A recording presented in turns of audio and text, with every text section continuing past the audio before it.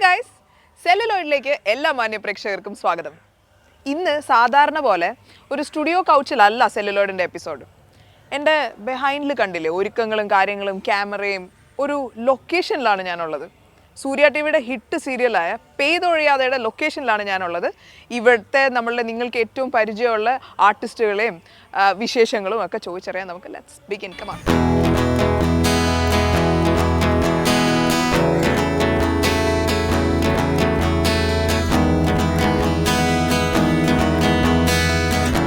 നല്ലൊരു ദിവസം തങ്ങല പറയുന്നു. എന്റെ കയ്യിൽ നിന്ന് കിട്ടും. എനിക്ക് നല്ല ചൂടുള്ള കഴിഞ്ഞിട്ടോ അതോട്ട്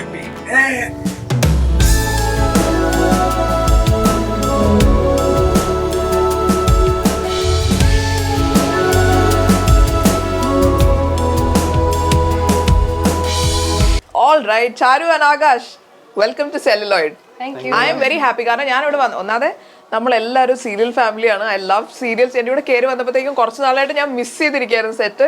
ഇവിടെ വന്നപ്പോൾ ഇവിടെ ഭയങ്കര ആഘോഷവും പരിപാടി. ഇവിടെ ഓഡിറ്റോറിയം പണിയുന്നു, മാല ഇടുന്നു. എന്താണ് ഇപ്പൊ ഇവിടെ നടന്നുകൊണ്ടിരിക്കുന്നത്? ഇവിടെ കുറച്ച് സ്പെഷ്യൽ ആയിട്ടുള്ള ഭയങ്കരമായിട്ടുള്ള എപ്പിസോഡ്സ് നമുക്ക് വരുന്നുണ്ട്. സസ്പെൻസ് ആണ്, നിങ്ങളത് കാണുക തന്നെ വേണം. കാരണം നിങ്ങൾ ആരും എക്സ്പെക്ട് ചെയ്യാത്ത കുറെ ട്വിസ്റ്റ് ആണ് വരുന്നത്. നമുക്ക് പറയാൻ പറ്റില്ല. അതുകൊണ്ട് നമ്മൾ പറയുന്നത് നിങ്ങൾ എന്തായാലും അത് കാണണം. ഓക്കെ, അപ്പൊ അതിന്റെ കുറച്ച് ഒരുക്കങ്ങളാണ് നടന്നുകൊണ്ടിരിക്കുന്നത്. നിങ്ങൾ ഇപ്പൊ ഈ കണ്ടുകൊണ്ടിരിക്കുന്നൊക്കെ അതാണ്. ഓക്കെ, ആകാശിന്റെ ഒരു ക്യാരക്ടർ ഇപ്പൊ ഏത് രീതിയിലാണ് പോയിക്കൊണ്ടിരിക്കുന്നത്? നിങ്ങളിപ്പോ ഭയങ്കര ലവ് ആണല്ലേ? ലവ് ആണെങ്കിലും കട്ടിലും താഴെയാണ് കിടക്കുന്നത്. അത് സീരിയൽ ആണല്ലോ, മേളിൽ താഴെയാണ് കിടക്കുന്നത്. അതാണ് ഭയങ്കര ലവ് ആണ്. കളഞ്ഞില്ലേ കൊണ്ട് ഇങ്ങനെ കട്ടിലെ കിടന്നുണ്ട് അവളെ നോക്കും, അവൾ കട്ടിൽ കണ്ണും നമ്മളിപ്പോഴും കെമിസ്ട്രി വർക്ക് ആവുന്നില്ല. കെമിസ്ട്രി ഞങ്ങൾ അങ്ങനെ വർക്ക്ഔട്ട് ചെയ്യുന്നുണ്ട്.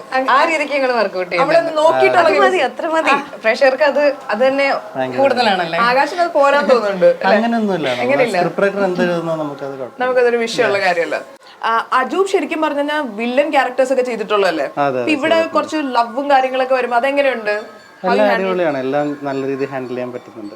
നന്നായിട്ട് ചെയ്യുന്നുണ്ട്. എല്ലാ റോളും നന്നായിട്ട് കൈകാര്യം ചെയ്യാൻ പറ്റുന്നുള്ള സകലകല വല്ലഭെന്നാണ് അവൻ പറഞ്ഞത്. നിങ്ങളുടെ ഇടയിൽ ഇവിടെ ഒരു ഫ്രിക്ഷൻ കിടക്കുന്ന പോലെയാണല്ലോ എനിക്ക് ഫീൽ ചെയ്യുന്നതാണോ? ഫ്രിക്ഷൻ മീൻസ് നമ്മൾ നല്ല ഫ്രണ്ട്സ് ആണ്. പണി കൊടുക്കും. ഒരു അവസരം കിട്ടാൻ വേണ്ടി വെയിറ്റ് ചെയ്തിരിക്കുന്നു. ആണോ? നിങ്ങൾ അങ്ങോട്ടും ഇങ്ങോട്ടും ഇവിടെ പണി കൊടുക്കാറുണ്ട്? അങ്ങനെയൊന്നുമില്ല. കുട്ടി പണിയായിട്ട് വിചാരിക്കും, ഞാൻ നോർമലായിട്ട് എടുക്കും. സ്കോർ ഇത് സ്പിരിറ്റിൽ എടുത്തോട്ടോ. നിങ്ങളുടെ ഒരു വീഡിയോ ഞാൻ കണ്ടിരുന്നു. അതായത് നമ്മുടെ ഒരു റീല് കണ്ടതാണ്. ശ്രേയ ഉണ്ടല്ലോ, ശ്രേയ ഇസ് നെഗറ്റീവ് ക്യാരക്ടർ അല്ലേ? ശ്രേയ ആയിട്ട് ഭയങ്കര ഹഗ് ചെയ്ത് നിങ്ങൾ രണ്ടുപേരും കൂടി ഇങ്ങനെ, നിങ്ങൾ രണ്ടുപേരും ആയിരുന്നോ എടുത്തു പിടിച്ചോണ്ട് ഇങ്ങനെ നടക്കുന്ന ഒരു സീൻ, ഒരു റീല്? ആക്ച്വലി ഞാനും അവളും ഓപ്പോസിറ്റ് ക്യാരക്ടേഴ്സ് ആണ്. ചാരു പിന്നെ കുറച്ച് ഒരു നന്മമരം ടൈപ്പ് ക്യാരക്ടർ ആണ്, അറിയാലോ, ആസ് യൂഷ്വൽ സീരിയൽ നായികയായി. പക്ഷെ കൃഷ്ണേന്ദു അങ്ങനെയല്ല കേട്ടോ. കൃഷ്ണേന്ദു നല്ല നന്മമരം അല്ല, അത്രയ്ക്കും നന്മമരം അല്ല. കുലസ്ത്രീ അല്ല. കുലസ്ത്രീ മീൻസ് ബാഡ് കൈൻഡ് ഓഫ് അങ്ങനെയല്ല. അത്രയ്ക്ക് ഇതിൽ കാണുന്ന പോലത്തെ ഒരു ക്യാരക്ടർ അല്ല. കാരണം ഞാൻ ഇപ്പൊ അതൊരു ഓപ്പർച്യൂണിറ്റി കിട്ടാൻ വേണ്ടി ഞാൻ വെയിറ്റ് ചെയ്തിരിക്കുന്നത്. കാരണം സീരിയലിന്റെ ഫസ്റ്റ് നമ്മൾ ബൈറ്റ് എടുക്കുന്ന ടൈമിൽ ഞാൻ പറയുന്നു എന്റെ ക്യാരക്ടറായിട്ട് ഒരുപാട് മാച്ച് ചെയ്തിട്ടുള്ള ഒരു ക്യാരക്ടർ ഫസ്റ്റ് ടൈം ആണ് എനിക്ക് കിട്ടുന്നതെന്ന്. അപ്പൊ ഈ സീരിയലിൽ ഞാൻ പറഞ്ഞിട്ടുണ്ടായിരുന്നു. ഇപ്പൊ കുറച്ച് ഡൈവേർട്ട് ചെയ്ത് വന്നിട്ടുണ്ട്, അതുകൊണ്ട് ഞാൻ അത് ക്ലിയർ ചെയ്യുന്നത് മാത്രം. പിന്നെ ഞാനും ശ്രേയും തമ്മിൽ എന്ന് പറഞ്ഞു വെച്ചെങ്കിൽ ഞങ്ങള് സീരിയലിൽ അങ്ങനെയാണെങ്കിലും ഞങ്ങള് മീൻസ് നോർമലി ഞങ്ങൾ ഭയങ്കര കമ്പനിയാണ്, ഫ്രണ്ട്സ് ആണ്. പിന്നെ ഞങ്ങൾ അങ്ങോട്ടേക്ക് എടുത്ത് നടക്കും, പൊക്കി നടക്കും, അങ്ങനത്തെ കൈൻഡ് ഓഫ് ഫ്രണ്ട്ഷിപ്പ് ആണ് അത്. പിന്നെ റിയൽ വേറെ ആണല്ലോ. ഈ സീരിയലിൽ നമ്മുടെ ഉമ്മച്ചേച്ചിയാണ് ചാരു എന്നുള്ള കഥാപാത്രത്തിന് ഏറ്റവും കൂടുതൽ ടോർമെന്റ് ചെയ്യുന്നത് അല്ലേ? അയ്യോ, ഉമ്മച്ചേച്ചിനെ പറ്റി എനിക്കുള്ള അഭിപ്രായം ഈ സീരിയലിലെ 2-3 എപ്പിസോഡ്സ് കണ്ടപ്പോഴത്തേനും അങ്ങ് ഇല്ലാണ്ടായിപ്പോയി. അപ്പൊ ഞാനിങ്ങനെ അസ്യൂം ചെയ്യാണോ ചേച്ചി നല്ലൊരു പോസിറ്റീവ് ക്യാരക്ടർ ആയിരിക്കും ചേച്ചി ചെയ്യുന്നത്. ഇടപെട്ടങ്ങ് വന്നിട്ട് ചേച്ചിയെ കൊണ്ട് പ്രാന്ത് കയറ്റുവാണ്. എങ്ങനെയുണ്ട് നിങ്ങളുടെ കെമിസ്ട്രി ഇവിടെ? ആക്ച്വലി സീരിയൽ എന്ന് പറഞ്ഞു വെച്ചെങ്കില് ഇപ്പൊ എല്ലാ വില്ലന്റെയും ബാക്കിൽ ഒരു സ്റ്റോറി ഉണ്ടായിരിക്കുമല്ലോ. അപ്പൊ അങ്ങനെ ഒരു സ്റ്റോറിയും ഇവിടെ ഉണ്ട്. അതായത് അമ്മാവൻ പാസം കൂടിയ കാരനാണ് ശരിക്കും പറഞ്ഞ എന്റെ അടുത്ത് ദേഷ്യം വരുന്നത്. അതായത് സ്വന്തം മക്കളെക്കാൾ കൂടുതൽ പ്രയോറിറ്റി അത് ലൈക്ക് ഇപ്പൊ നമ്മള് 2 സീരിയൽ ആണെങ്കിലും നമ്മൾ സ്റ്റോറി നോക്കുമ്പോ ഉണ്ടാവുമല്ലോ, ശരിയാണ് അവരെന്തുകൊണ്ടാണ് നമ്മളുടെ ഇഷ്ടപ്പെടില്ല. കാരണം ഇപ്പൊ നമുക്കാണെച്ചാൽ നമ്മുടെ മക്കളെ സ്നേഹിക്കാതെ പെങ്ങളുടെ മോളെ സ്നേഹിക്കുമ്പോൾ ഉണ്ടാവുന്ന ഒരു ഫ്രസ്ട്രേഷൻ വന്നിട്ടുള്ള അതാണ് അതിന്റെ ഒരു റൂട്ട് എന്ന് പറയുന്നത്. അപ്പൊ അവിടുന്ന് കയറി വന്നത് ഒരു വൈരാഗ്യമായിട്ട് മാറിയതാണ്. അപ്പൊ കൂടുതലും ആ ഒരു സംടൈംസ് നമുക്ക് പോസസീവ്നെസ് ഒക്കെ ഉണ്ടല്ലോ, അതാണ് ഇത്ര മാത്രമുള്ള വൈരാഗ്യത്തിലോട്ട് വന്നത്. Okay. ബട്ട് റിയൽ ലൈഫിൽ എന്ന് പറഞ്ഞ ഒരു റീസെന്റ് നടന്നിട്ടുള്ള ഒരു ഇൻസിഡന്റ് ഞാൻ പറയാം എങ്ങനെയാണ് കാരണം നമ്മൾ കുട്ടനാടാണല്ലോ, ഇവിടെ ഒരു പട്ടി പെറ്റിട്ട് കിടക്കുന്നുണ്ട്. 5 മക്കളുണ്ട്. അപ്പൊ അതില് ഞങ്ങളും ഗോവിന്ദമാമ എല്ലാം കൂടി പ്ലാൻ ചെയ്തിട്ട് എന്റെ വീട്ടിലേക്ക് കൊണ്ടുപോകാൻ വേണ്ടിയിട്ട് ഞങ്ങളുടെ ഫാമിലി ഗ്രൂപ്പിൽ അമ്മയുടെ അച്ഛൻ്റെ അടുത്തൊക്കെ പറഞ്ഞു ഞങ്ങൾക്ക് വീട്ടിൽ ഓൾറെഡി ഒരു പട്ടിയുണ്ട്, എങ്കിലും കൊണ്ടുപോകാൻ വേണ്ടി റിക്വസ്റ്റ് ചെയ്തിട്ട് അവിടെ സമ്മതിപ്പിച്ചാലും ഇവിടത്തെ അമ്മയ്ക്കില്ല. എന്തിന് വീട് ഓണറല്ലോ ഉമ്മച്ചേച്ചി സമ്മതിക്കില്ല. എന്താ അതായത് നമ്മുടെ അമ്മമാരെ എങ്ങനെയാണോ അതേ സെയിം ടൈപ്പാണ് അവിടെ. ഇപ്പൊ നോക്കുമ്പോ പട്ടിക്കുട്ടികൾ കാണുന്നില്ല. ഇപ്പൊ ഞങ്ങൾ സംശയമുണ്ട് പോണ്ടിച്ചേരിക്ക് വണ്ടി കയറ്റി വിട്ടോന്ന്, പട്ടീനെ അയച്ചു വിട്ടോന്ന് ഡോഗ് ലവർ ആണ്. അതുകൊണ്ടാണ് നമ്മളവിടെ കൊണ്ടുപോയിടും. പകുതി മുക്കാൽ ദിവസം നമ്മൾ ഇവിടെയാണ് നോക്കാൻ, അച്ഛനമ്മയിലുള്ളത്. അപ്പൊ അമ്മയുടെ അച്ഛൻ്റെയും കഷ്ടപ്പാട് അറിയുന്ന കാരണം അപ്പൊ ആ സെയിം അമ്മ വൈബ് തന്നെയാണ് നമുക്ക് വീട്ടിലാണെങ്കിലും ഇവിടെയാണെങ്കിലും സെയിം ആണ് നമ്മൾ അനുഭവിക്കുന്നത്. സുമച്ചേച്ചി ഇരിക്കട്ടെ, ഞാനത് പറയുന്നുണ്ട്.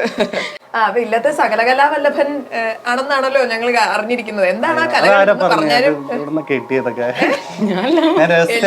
പാട്ടല്ലേ, ഡയറക്ഷൻ, പിന്നെ എന്താണ് സംഗീത സംവിധാനം, സിംഗർ, സ്വന്തമായി തന്നെ എഴുതി, പിന്നെ അതിനുശേഷം അതിനെ കമ്പോസ് ചെയ്ത് അത് പാടുന്ന ഒരു അങ്ങനെയൊക്കെ ചെയ്തിട്ടുണ്ട്. അതൊന്ന് കേക്കട്ടെ, ഇറക്കട്ടെ, ഞങ്ങൾ പ്രേക്ഷകർ എല്ലാം 4 ആൾ അറിയട്ടെ.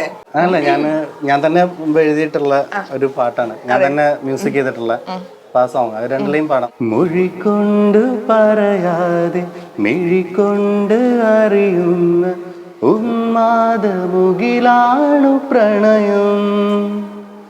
മൊഴിക്കൊണ്ടു പറയാതെ മിഴിക്കൊണ്ട് അറിയുന്ന ഉന്മാദമുകിലാണു പ്രണയം. രാവോടു രാവിലും പറഞ്ഞു തീരില്ല, പേമാരി പെയ്താലും മാഞ്ഞു പോകില്ല പ്രണയത്തിൻ നിർവചനം. ഓ പ്രണയത്തിൻ നിർവചനം.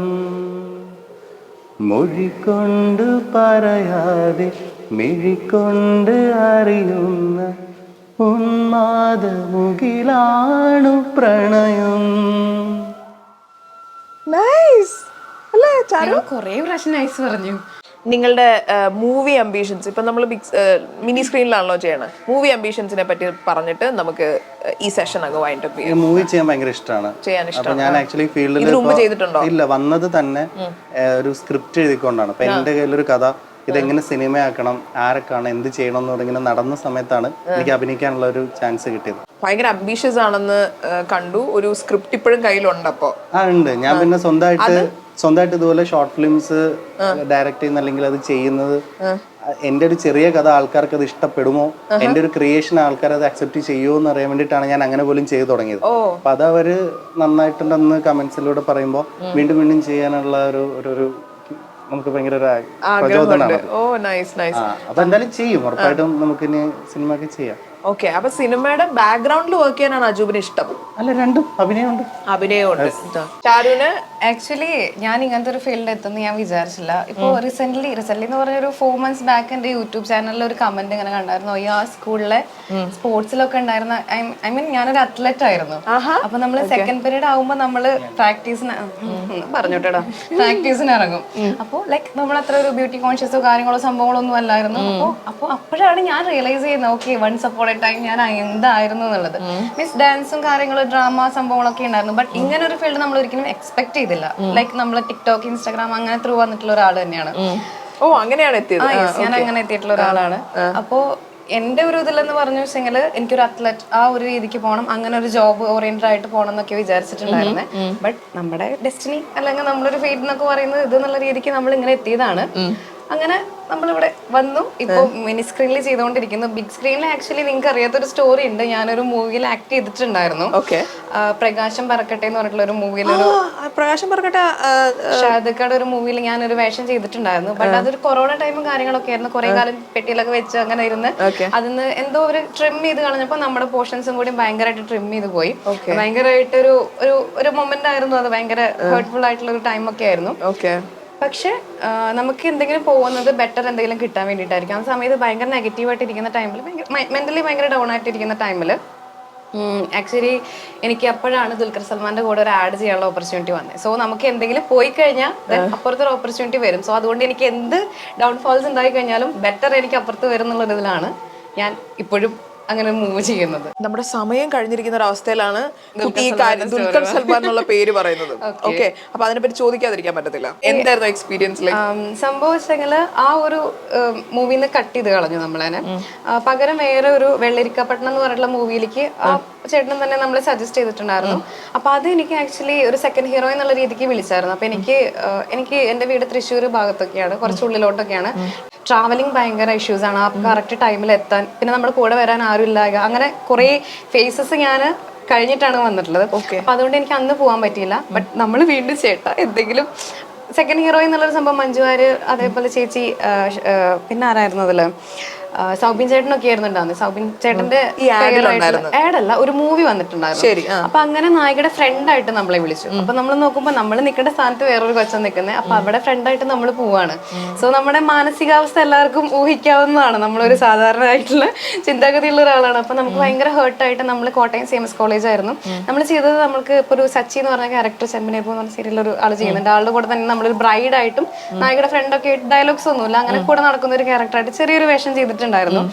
അപ്പോൾ അത്രയും വിഷമിച്ച് ഞാൻ അവിടെ ഇരിക്കുന്ന ടൈമിലാണ് ഫിദ എന്ന് പറഞ്ഞിട്ടുള്ളൊരു ഇത്ത വന്നിട്ട് നമ്മുടെ അടുത്ത് പറഞ്ഞ് ദുൽഖറിനെ കൃഷ്ണയും ദുലൈൻ ഇൻസ്റ്റാഗ്രാമിലൊക്കെ കണ്ടിട്ടുണ്ട്, അപ്പോൾ ഒരു ദുൽഖറിന്റെ ആഡ് വരുന്നുണ്ടെന്ന് പറഞ്ഞപ്പോൾ ഓക്കെ നമ്മൾ പിന്നെ നിർത്തി, കട്ട് ചെയ്ത് കളഞ്ഞപ്പോൾ നോ മോർ എക്സ്പെക്ടേഷൻസ്. അപ്പൊ ഫോട്ടോസ് ഒക്കെ അയക്കൂട്ടോ എന്ന് പറഞ്ഞു. അപ്പൊ ഞാൻ പറഞ്ഞു ആ ശരി ചേച്ചി, നമുക്കെല്ലാം മടുത്തൊരു ഇതായിരുന്നു. പക്ഷെ അവിടെ നിന്നാണ് ഞാൻ പിന്നെ വന്നത്. അങ്ങനെ ഡൗൺ ആയിട്ട് ഇരിക്കുന്ന ടൈമിൽ പിന്നെ ഞാൻ നോർമലി ഒരു 5 അല്ലെങ്കിൽ നമ്മൾ സെലക്ട് ചെയ്ത് കുത്തിരുന്ന് ഏതാ നല്ലതെന്നൊക്കെ നോക്കി അങ്ങനെ ഫോട്ടോ അയച്ചു.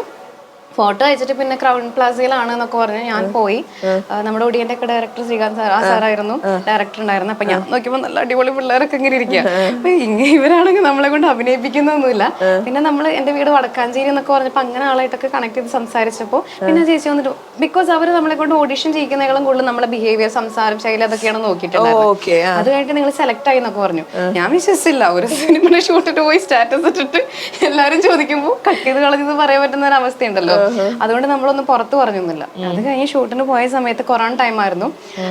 ഫസ്റ്റ് ആ ഒരു ഇയറിലെ ഫസ്റ്റ് ഷൂട്ടായിരുന്നു ദുൽഖറിന്റെ സ്റ്റോറിയിലും ഞാനുണ്ടായിരുന്നു. എന്റെ ഒരു ഫോട്ടോ ഉണ്ടായിരുന്നു. മീൻസ് വിസിബിൾ ഒന്നും അല്ലായിരുന്നു, പക്ഷെ അതിനും അത് ഞാനാണെന്ന് എന്റെ ഫ്രണ്ട്സിന് പറയായിരുന്നു. അങ്ങനെ ഞാൻ വിശ്വസിച്ചില്ല കേട്ടോ.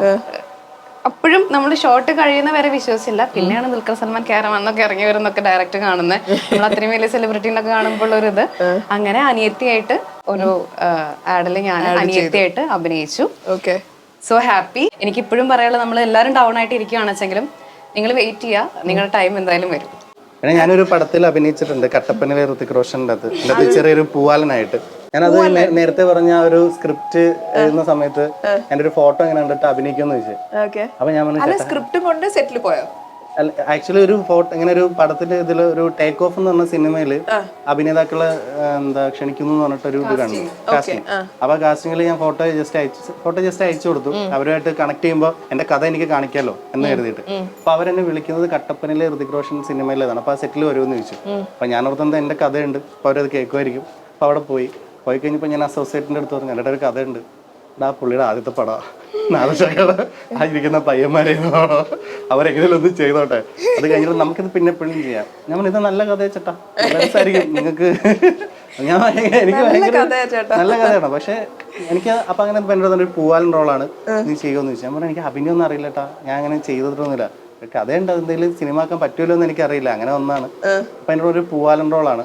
അപ്പൊ നമ്മുടെ നായകൻ വരുമ്പോ അതായത് എനിക്ക് മനസ്സിലാകുന്ന അജൂബ് അങ്ങോട്ട് എന്റെ കൈ സ്ക്രിപ്റ്റ് ഉണ്ടെന്ന് പറയുന്നു, അവരിങ്ങോട്ട് ആ മൂവിയിൽ ഒരു പൂവാലന്റെ വേഷം അത് അഭിനയിക്കാൻ പറയുന്നു. അപ്പൊ ഞാനപ്പോ നാദർശക്കപ്പോ അത് എന്റെ അടുത്ത് പറഞ്ഞു, ഇതുപോലെ ഇതാണ് ക്യാമറ, ഇതാണ് ലെൻസ്, ആ കുട്ടി പോകുന്നു വിചാരിക്കുക, ചുമ്മാ വാ വിളിച്ച് നിൽക്കുക. അപ്പൊ എന്റെ അടുത്ത് വെച്ച് ഞാൻ അങ്ങനെ ചെയ്യുമെന്ന് ചോദിച്ചു. ഞാൻ പറഞ്ഞാൽ നോക്കാം, ഇങ്ങനെ ജസ്റ്റ് നോക്കി നിൽക്കുന്നുണ്ട്. ഇപ്പോഴും സിനിമയിലുണ്ട്, 2 ഷോട്ട് എടുത്തിട്ടുണ്ട്, 2 ഇതിന്റെ ഇട്ടിട്ടുണ്ട്, കട്ട് ചെയ്ത് കളഞ്ഞിട്ടില്ല. പിന്നെ എനിക്കൊന്ന് വിക്കിപീഡിയയിൽ പൂവാലൻ 2 എന്ന് പറഞ്ഞിട്ട് അജൂബ് ഷാ എന്നുള്ള പേരുണ്ടെന്ന് തോന്നുന്നു. അത് ശരി, പ്രത്യേക ജിഫ് ഇറങ്ങി. അല്ല അപ്പൊ സത്യം. അപ്പൊ അത് കഴിഞ്ഞിട്ട് ഞാൻ കുറച്ച് ആൽബംസ്, കുറച്ച് ഷോർട്ട് ഫിലിംസ് ഒക്കെ ചെയ്യുമ്പോൾ ഈ മൂവിയുടെ ക്ലിപ്പ് നമ്മുടെ യൂട്യൂബിൽ ഇപ്പൊ കിടപ്പുണ്ട്. അപ്പൊ ഒരു നീല ഷർട്ട് ഇട്ട ഒരു ഗ്ലാസ് വെച്ച്, അപ്പൊ അതിന്റെ ഇടയിൽ കുറെ കമന്റ്, ഇത് മറ്റേ ചേട്ടനല്ലേ ആ ഡബ് സ്മാഷ് ഒക്കെ ചെയ്യുന്ന, അല്ലെങ്കിൽ ഷോർട്ട് ഫിലിം ചെയ്യുന്ന, അപ്പൊ അതിന്റെ കുറെ കമന്റ്സ് വന്നിട്ടുണ്ട്. അപ്പൊ അത് കണ്ടപ്പോ ഒരു സന്തോഷം. നമ്മളെ ആൾക്കാര് റെക്കഗ്നൈസ് ചെയ്യും. അതെ, ഇപ്പൊ കണ്ടാലും ചിലപ്പോ എന്നെ കണ്ടാൽ അറിയില്ല, അതിനകത്ത് വേറൊരു രൂപമാണ്. എന്നാലും അത് ചെയ്യാൻ പറ്റും. അത് കഴിഞ്ഞപ്പോഴാണ് പിന്നെ സീരിയൽ വന്നപ്പോ ഞാൻ ഓക്കെ അഭിനേതാവായി, എന്നാ പിന്നെ അഭിനയിക്കാം. ഓക്കെ ഓക്കെ, അപ്പൊ നല്ല പേയ്മെന്റ് ഒക്കെ കിട്ടും, രസമുണ്ട്, നല്ല പരിപാടി. ഓക്കെ, എന്നാ പിന്നെ ഞാനപ്പോ നിർത്തുന്ന അടിപൊളി. അന്ന് തൊട്ട് പിന്നെ ബാക്ക് ടു ബാക്ക് വർക്ക് ഒക്കെ കിട്ടി ഇങ്ങനെ പോകുന്നു. അതിന്റെ ഇടയ്ക്ക് നമ്മുടെ ആഗ്രഹം, ആ സ്ക്രിപ്റ്റും പരിപാടിയൊക്കെ ആയിട്ട് നൈസായിട്ട് പോകുന്നു. ഒരവസരം എത്തുമ്പോ ഞാനത് പ്രയോഗിക്കും. ഓക്കെ, പെട്ടെന്നൊരു അവസരം ഉണ്ടാവട്ടെ, രണ്ടുപേർക്കും ആഗ്രഹിക്കുന്നത് പോലെയുള്ളതൊക്കെ കിട്ടട്ടെ. ഒരുപാട് താങ്ക് യു സോ മച്ച്. നിങ്ങൾക്കും അതുപോലെ കിട്ടട്ടെ. Thank you.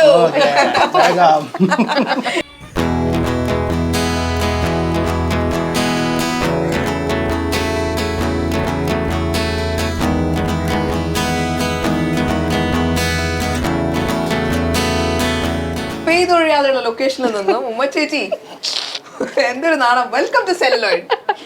എപ്പിസോഡ്സ് ഞാൻ കണ്ടു. എന്റെ ചേച്ചി, ആ മുഖം, ചേച്ചിയുടെ ആ മുഖവും ആ ഞാൻ നേരത്തെ പറഞ്ഞ ആ ഫെമിനിറ്റിയും ഒക്കെ വെച്ചിട്ട് എനിക്കൊരു ധാരണ ഉണ്ടായിരുന്നു. നല്ലൊരു പോസിറ്റീവ്, ഭയങ്കര എന്താ പറയാ, വീടിന് വിളക്കായ, എല്ലാ കാര്യത്തിനും എല്ലാവർക്കും വേണ്ടിയുള്ള ആ ഒരു എന്റെ വീടിന്റെ മാത്രം ഇപ്പൊ ഓ വെറുതെ അഴിഞ്ഞ് എല്ലാണ്ടായിപ്പോയെന്ന് പറഞ്ഞാൽ മതി. എന്തു വെച്ച് കാണിച്ചു വിട്ടുന്ന മനുഷ്യനായിട്ട് വെറുതെ. നമുക്ക് പോസിറ്റീവ് ക്യാരക്ടറിൽ ലിമിറ്റേഷൻസ് ഉണ്ട്, എപ്പോഴും ഒരുപാട് ലിമിറ്റേഷൻസ് ഉണ്ട്. നമ്മുടെ ഉള്ളിൻ്റെ ഉള്ളിൽ ഇങ്ങനെ ആവേശത്തിൽ ഇങ്ങനെ ചെയ്യണം തന്നാലും ഒരു സീരിയലിനെ സംബന്ധിച്ചിടത്തോളം ആ കഥാപാത്രം സംസാരിക്കുന്നത് ഏത് ടൈപ്പ് ഓഫ് ക്യാരക്ടർ സംസാരിച്ചാലും പോസിറ്റീവ് ക്യാരക്ടേഴ്സിന് ലിമിറ്റ് ഉണ്ട്. അപ്പോൾ അതങ്ങനെ വരുള്ളൂ. പിന്നെ നമ്മുടെ ഏജ് അനുസരിച്ചായിരിക്കും സീരിയലിൽ നമുക്ക് ക്യാരക്ടേഴ്സ് അവൈലബിലിറ്റി വരുന്നത്. അപ്പോൾ അതിൽ തന്നെ ലിമിറ്റേഷൻസ് വരും. പിന്നെ നമുക്ക് ഈ അഴിഞ്ഞാടി അഭിനയിക്കാൻ, ഈ ഉള്ളിലുള്ള ആവേശം തീർക്കാൻ ആകെപ്പാടെ കിട്ടുന്നത് നെഗറ്റീവ് ക്യാരക്ടറാണ്. എനിക്ക് ബേസിക്കലി എൻ്റെ ഒരു മുഖവും ശരീരപ്രകൃതമൊക്കെ വെച്ച് മോസ്റ്റ്ലി പോസിറ്റീവ് ക്യാരക്ടറെ കിട്ടുള്ളൂ.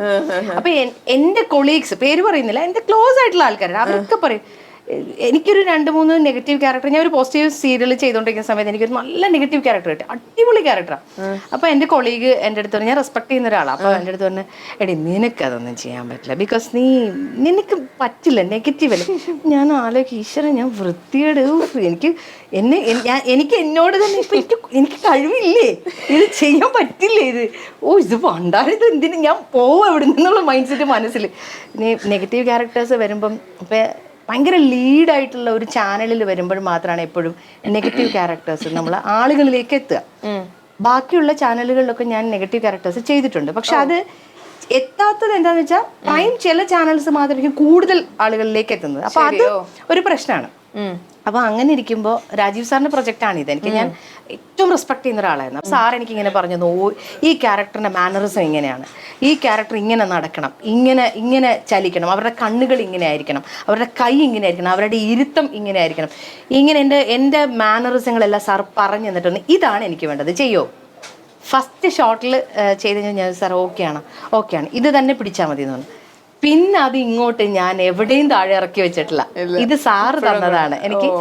ഹേമ എന്ന് പറഞ്ഞ കഥാപാത്രത്തിന്റെ ഈ അതിക്രൂരമായ ഭാവപ്രകടനങ്ങളെല്ലാം എന്നിലുണ്ടായിരിക്കാം പലതും, പക്ഷെ അത് ഓർഡർ ചെയ്ത് ഹേമയെ ഇങ്ങനെ മോൾഡ് ചെയ്ത് ഇതാണ് ഹേമ നടക്കുന്നത് ഇങ്ങനെ ആയിരിക്കണം, മകനോട് ഇങ്ങനെ ആയിരിക്കണം, ഭർത്താവിനോട് ഇങ്ങനെ ആയിരിക്കണം. അപ്പം എനിക്ക് മൂന്തേട്ടൻ്റെ കോ ആർട്ടിസ്റ്റ് എന്ന നിലയിൽ ഞാൻ അദ്ദേഹത്തിൻ്റെ ഭാര്യയായിട്ട് വേറെ വർക്കുകൾ ചെയ്തിട്ടുണ്ട്, പക്ഷേ അത് ഞാൻ ഭയങ്കര റെസ്പെക്ട് ചെയ്യുന്ന ആർട്ടിസ്റ്റാണ്. അപ്പോൾ ആ റെസ്പെക്റ്റോട് കൂടിയാണ് എപ്പോഴും എല്ലാ സീനിലും ഞാൻ അപ്രോച്ച് ചെയ്യുന്നത്. അപ്പോൾ എനിക്ക് ഉള്ളിലൊരു അദ്ദേഹത്തിനോട് ഇങ്ങനെ ആടി അഴിഞ്ഞ് സംസാരിക്കുമ്പോൾ എനിക്ക് ടെൻഷൻ ഉണ്ടാവും ഉള്ളിൽ. അപ്പോൾ രാജീവ് സാറ് പറയും, നെവർ മൈൻഡ്, ഇതിങ്ങനെയാണ്, സ്ത്രീകൾ എത്ര വെറുക്കുന്നോ അതായിരിക്കും നിങ്ങളുടെ വിജയം എന്ന് പറഞ്ഞു. അതിപ്പോ എന്റെ വീട്ടിൽ അമ്മ തന്നെ പറയുന്നുണ്ട്, ഇത് കുറച്ചുകൂടെ. അമ്മ അങ്ങനെ പറഞ്ഞോ? അമ്മ പറയും കുറച്ചുകൂടെ. ഞാൻ പറഞ്ഞു വീട്ടിൽ ഇരിക്കും, കുഴപ്പമുണ്ടോ?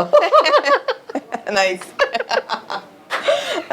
ചേച്ചിയുടെ ഫാദർ ഒരു മൂവി ഫിലിം ഇൻഡസ്ട്രിയിൽ പ്രൊഡ്യൂസർ ആയിരുന്നു, തമിഴിലൊക്കെ ഫൈനാൻസ് ചെയ്തു. ചേച്ചി നെപ്പോക്കിഡ് ആണെന്ന് വേണമെങ്കിൽ പറയാം.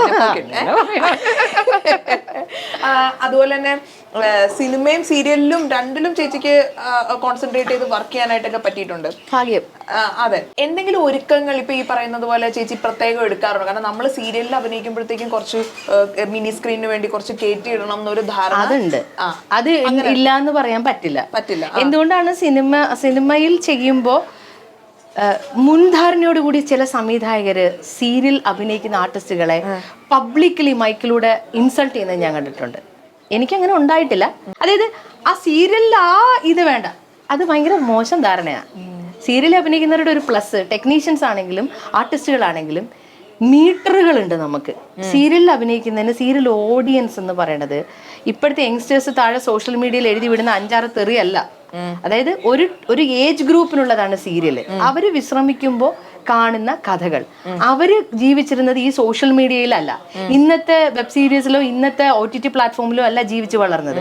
അവരുടെ മുൻകാലങ്ങളിൽ ദൂരദർശൻ സീരിയലുകളിലൂടെ ജീവിച്ചു വന്ന ഒരു ജനറേഷന് വേണ്ടിയിട്ടാണ് നമ്മൾ ഇപ്പോഴും സീരിയലുകൾ ചെയ്തുകൊണ്ടിരിക്കുന്നത്. ഇപ്പൊ ഇതിന് മാറ്റങ്ങൾ പലതായിട്ട് വരുന്നത് യങ്സ്റ്റേഴ്സിനെ കൂടുതൽ എന്റർടൈൻ ചെയ്യിപ്പിക്കാൻ വേണ്ടിയാണ്. പക്ഷെ നമ്മുടെ ഓഡിയൻസ് എന്ന് പറയുന്നത് ഇപ്പോഴും അവിടെ നിൽക്കുന്നവരാണ്. അപ്പൊ അവർക്ക് നമ്മൾ വളരെ മൈൽഡായിട്ട് ബിഹേവ് ചെയ്താൽ ചിലപ്പോൾ അത് ഇഷ്ടപ്പെടില്ല. ഇവിടെ ഭയങ്കരമായി ചർച്ച ചെയ്യപ്പെട്ട അവാർഡിനും മറ്റിനുമൊക്കെ പരിഗണിക്കാത്തതിന് ഭയങ്കര ഓവറാണ്, ഭയങ്കര മോശമാണ്. ഞാൻ ചോദിച്ചോട്ടെ, വളരെ ഉദാത്തമായ സീരിയലുകൾ ഇവിടെ എടുത്തിട്ടുണ്ട്. മറ്റു പല ചാനലുകളിലും നല്ല കഥ, നല്ല സൃഷ്ടികൾ, നല്ല ചിത്രീകരണം എന്നുള്ള രീതിയിൽ എടുത്തിട്ടുണ്ട്. അതൊക്കെ എവിടെയോ പോയി മറിഞ്ഞിട്ടുണ്ട്. അപ്പൊ അതിന് കാരണം ഓഡിയൻസിന്റെ റിസീവിങ് മെത്തേഡ് എന്ന് പറയുന്നത് അല്പം ഡ്രമാറ്റിക് ആണ്. ആ ഡ്രാമ സീരിയലിൽ ഉണ്ടോന്ന് ചോദിച്ചാൽ ഉണ്ട്. എന്റെ പോയിന്റ് ഓഫ് വ്യൂ ആണ് ഞാൻ പറയുന്നത്. മറ്റുള്ളവർക്ക് അങ്ങനെയാണോന്ന് എനിക്കറിയില്ല. എനിക്ക് തോന്നുന്നു ചേച്ചി മിനി സ്ക്രീൻ ആണ് കൂടുതൽ എൻജോയ് ചെയ്യുന്നത്. പിന്നെ ഡെഫിനറ്റ്ലി സിനിമയിൽ എത്ര വർഷം എടുത്ത് എത്ര കഷ്ടപ്പെട്ടാലും ഇത്രയും കഥാപാത്രങ്ങൾ എനിക്ക് ജന്മത്ത് ചെയ്യാൻ പറ്റത്തില്ല. അതെന്റെ കഴിവ് കുറവായിട്ട് വേറെ ആരെങ്കിലും കാണുന്നുണ്ടെങ്കിൽ ഐ ഡോണ്ട് കെയർ. ഞാൻ ഭയങ്കരമായിട്ട് എൻജോയ് ചെയ്യുന്നതാണ്. ഞാൻ അത്ര റെസ്പെക്ട് ചെയ്യുന്ന ഫീൽഡാണ്.